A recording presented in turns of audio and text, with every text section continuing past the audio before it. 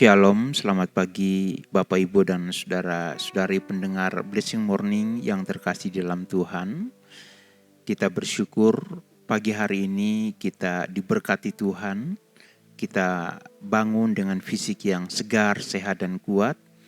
Dan kita siap untuk menjalani hari yang diberkati Tuhan bagi kita semuanya. Dan sebelum kita menjalaninya, mari kita memperhatikan firman Tuhan yang melandasi setiap langkah kita pada hari ini. Hari ini firman Tuhan dari kitab Lukas pasal 13 ayat 11 sampai ayat yang ke-14. Demikian firman Tuhan, tetapi kepala rumah ibadat gusar karena Yesus menyembuhkan orang pada hari Sabat. Lalu ia berkata kepada orang banyak, ada 6 hari untuk bekerja. Karena itu, datanglah pada salah satu hari itu untuk disembuhkan, dan jangan pada hari Sabat. Tetapi Tuhan menjawab dia, katanya, hai orang-orang munafik, bukankah setiap orang di antaramu melepaskan lembunya atau keledainya pada hari Sabat dari kandangnya dan membawanya ke tempat minum? Bukankah perempuan ini yang sudah 18 tahun diikat oleh iblis harus dilepaskan dari ikatannya itu karena ia adalah keturunan Abraham? Mari kita berdoa. Terpujilah Tuhan Allah yang memelihara hidup kami sekalian. Kami bersyukur hari ini kami dibangunkan dengan fisik yang segar, sehat dan kuat, dan kami siap menjalani hari-hari kami dalam pimpinan Tuhan. Dan kami berdoa untuk firman Tuhan yang telah kami baca dan akan kami renungkan. Biarlah Tuhan memberikan pengertian rohani kepada kami, berbicara kepada setiap kami, setiap pribadi, laki-laki, perempuan, tua dan muda. Kuatkan dan teguhkan langkah-langkah kami, dan ajar kami untuk mengucap syukur kepada Allah yang senantiasa berbicara kepada kami melalui firman Allah. Dalam nama Tuhan Yesus kami berdoa. Haleluya. Amin. Bapak, Ibu dan Saudara yang dikasihi Tuhan Yesus Kristus, firman Tuhan yang kita baca dari kitab Lukas 13 ayat 11 sampai 14 menunjukkan kepada kita tentang pertolongan Tuhan kepada seorang ibu yang dirasuk oleh roh jahat, yang dirasuk oleh setan selama 18 tahun. Iblis merasuk, mengikat dan merusak tubuh perempuan tersebut. Alkitab mengatakan bahwa ia adalah keturunan Abraham. Akibat yang dirasakannya adalah ia menderita sakit bungkuk yang membuatnya tidak bisa berdiri tegak selama 18 tahun. Tentunya ini sangat menyakitkan karena ia mengalami kesulitan untuk berdiri tegak dalam waktu yang cukup panjang, yakni 18 tahun. Walaupun demikian, ia yang mengalami kesulitan untuk berdiri tegak, keadaan tersebut tidak menghalanginya untuk beribadah kepada Tuhan. Setiap hari Sabat, ia datang ke rumah ibadah yang dekat dengan tempat tinggalnya untuk berbakti kepada Tuhan. Dalam keadaan demikian, ia tetap berkomitmen untuk datang, memuji Tuhan, menyembah Tuhan, mendengarkan firman Tuhan di tempat ibadah yang dekat dengan rumahnya. Dan ia yang datang di rumah Tuhan itu harus menerima kenyataan bahwa selama bertahun-tahun ia dalam keadaan menderita sakit bungkuk yang dalam bahasa medis di zaman sekarang disebut sebagai kifosis, yakni kondisi di mana tulang belakangnya melengkung ke depan lebih dari normal, menyebabkan punggung bagian atas terlihat membungkuk atau membulat. Dan ini tentu menyulitkan perempuan tersebut. Dan dalam pembacaan Alkitab kita menemukan bahwa ia datang kepada Tuhan, beribadah kepada Tuhan, namun ia tidak mengharapkan kesembuhan. Ia menjalani hari-harinya yang panjang dengan keadaan seperti itu, dan ia sendiri tidak menyadari bahwa penyebab sakit bungkuknya itu adalah karena kuasa iblis yang merasuknya. Hingga suatu hari Yesus mengajar di rumah ibadah tersebut dan ia melihat perempuan itu.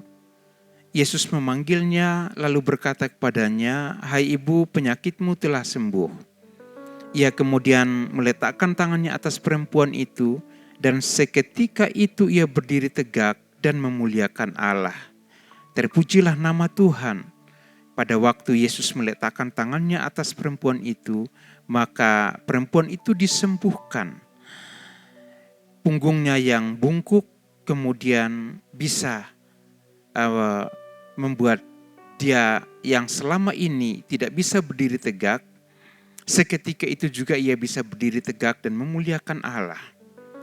Kehadiran Yesus dalam rumah ibadah pada hari itu bukan hanya untuk mengajarkan firman Allah, tapi ia menunjukkan tentang kehadiran Allah yang membawa kelepasan kepada umat Allah yang sedang berada dalam penderitaan oleh karena ikatan iblis. Dan penderitaan itu dirasakannya selama 18 tahun. Kelepasan yang diberikan Yesus membuat perempuan ini dapat berdiri tegak dan kemudian ia memuliakan Allah. Sungguh ia mengalami sebuah kelepasan yang sangat melegakan. Namun apa yang dilakukan Yesus tidak mendapatkan tanggapan yang baik dari pemimpin rumah ibadah. Seharusnya pemimpin rumah ibadah tersebut bersuka cita dan berterima kasih kepada Yesus yang telah menolong salah seorang jemaatnya. Namun kenyataannya tidak demikian. Ia menjadi marah karena Yesus menyembuhkan orang sakit itu pada hari Sabat. Ia tidak menerima kesembuhan yang baru dialami oleh perempuan tersebut yang adalah salah satu jemaatnya. Dengan terang-terangan ia berkata kepada orang banyak bahwa tindakan Yesus untuk menyembuhkan perempuan itu sebagai sebuah perbuatan melanggar hukum Allah karena Yesus bekerja di hari Sabat. Dan dalam kemarahannya ia minta agar Yesus menyembuhkan orang sakit itu pada hari lain, bukan pada hari Sabat. Sungguh suatu hal yang sangat disayangkan sekali. Sikap pemimpin rumah ibadah tersebut menunjukkan kepada kita tentang sikap dari pemimpin rohani yang buta dan tidak peka dengan pekerjaan Allah. Ia tidak memahami pekerjaan Allah yang Allah nyatakan melalui Kristus Yesus. Matthew Henry mengatakan bahwa ia meremehkan mujizat yang dibuat Yesus dan terkesan menganggap bahwa mujizat tersebut adalah hal yang biasa. Sikapnya seperti ini tidak hanya berbahaya bagi dirinya sebagai pemimpin rohani, tapi bagi orang-orang percaya yang tidak memahami pekerjaan Allah yang membebaskan dan melepaskan mereka yang terikat dengan kuasa iblis. Tuhan Yesus kemudian menegur pemimpin rohani tersebut dan berkata bahwa ia seperti orang munafik, sebab ia melarang Tuhan Yesus untuk menyembuhkan orang sakit pada hari Sabat, tapi pada kenyataannya umat Israel juga masih bisa bekerja di hari Sabat, seperti melepaskan ternak dari kandangnya dan membawa ke tempat minum pada hari Sabat. Yesus kemudian berkata bahwa bukankah perempuan ini harus dilepaskan dari ikatannya karena sudah 18 tahun diikat oleh roh jahat? Bapak, Ibu, dan Saudara yang dikasihi Tuhan, pada zaman sekarang ini bukan hanya iblis yang mengikat kehidupan orang-orang dan menyebabkan mereka menderita sakit. Tapi iblis bekerja dengan berbagai cara mengikat hati orang-orang percaya, menundukkan mereka kepada kehendak iblis yang membawa mereka pada kehidupan dosa, bahkan kehidupan yang menyangkali Allah, yang membuat mereka jauh daripada Allah. Namun kiranya ketika seseorang datang di rumah Tuhan dan berjumpa dengan Tuhan secara pribadi, ia juga mengalami kelepasan daripada Tuhan. Seperti yang dialami oleh perempuan ini. Kiranya Roh Tuhan memberikan kepekaan kepada kita sebagai pelayan Tuhan yang melayani di rumah Tuhan, seperti Yesus yang tidak hanya memberikan pengajaran, tapi juga memiliki kepekaan untuk melepaskan umat Tuhan yang terikat dengan berbagai belenggu kehidupan. Kiranya hidup kita tidak sama seperti pemimpin rohani yang buta, yang hanya mengajarkan tentang kebenaran Allah, tetapi hatinya tidak peka melihat umatnya yang terbelenggu dengan ikatan daripada roh jahat atau kuasa iblis yang merusak kehidupan umat Tuhan.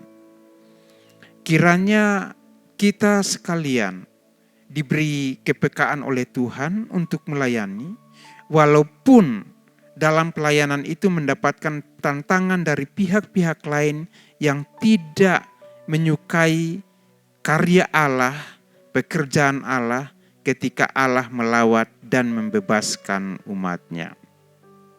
Mari kita berdoa. Bapa, di dalam nama Tuhan Yesus Kristus, kami berdoa untuk umat Tuhan. Menurut pandangan mata kami, mereka terlihat baik-baik saja, tetapi terkadang ada hal-hal tertentu yang mengikat kehidupan mereka, dan itu berasal daripada si jahat, daripada iblis dan roh jahat yang mengikat kehidupan mereka. Karena itu kami berdoa agar di dalam nama Tuhan Yesus Kristus, biarlah Tuhan memberikan kepekaan rohani kepada kami, sehingga ketika kami berjumpa dengan orang-orang yang diikat dengan kuasa-kuasa gelap, oleh kuasa Tuhan, oleh kepekaan rohani yang Tuhan berikan kepada kami, mereka bisa ditolong dan mereka dilepaskan dari setiap belenggu yang mengikat kehidupan mereka. Kami berdoa Tuhan, mungkin hari ini ada jemaat Tuhan yang sedang ada dalam ikatan-ikatan itu, dan mereka sendiri tidak tahu bagaimana cara untuk melepaskan diri mereka dari ikatan yang kuat yang membelenggu kehidupan mereka. Namun kami berdoa, biarlah oleh karena Allah, oleh karena roh Allah, oleh karena firman Allah yang mereka dengar, hari ini di dalam nama Tuhan Yesus Kristus dimanapun mereka berada, Tuhan Yesus melepaskan mereka, Tuhan Yesus membebaskan mereka dari setiap belenggu yang mengikat kehidupan mereka, agar di dalam nama Tuhan Yesus mereka hidup baru sebagai pribadi-pribadi yang dimenangkan, dibebaskan, dilepaskan oleh Allah di dalam nama Tuhan Yesus Kristus. Terima kasih ya Tuhan. Kami bersyukur untuk firman Tuhan pada pagi hari ini. Dalam nama Tuhan Yesus kami berdoa. Bapak, Ibu, dan Saudaraku yang dikasihi Tuhan, terimalah berkat Tuhan. Kiranya berkat daripada Allah Bapa, Tuhan Yesus Kristus, dan oleh Roh Kudus senantiasa mengalir berlimpah-limpah dalam kehidupan Bapak, Ibu, dan Saudara sekalian. Dan kiranya segala sesuatu yang Bapak Ibu kerjakan pada hari ini diberkati oleh Tuhan. Diberkatilah Bapak Ibu sekalian di dalam nama Tuhan Yesus Kristus. Haleluya. Amin.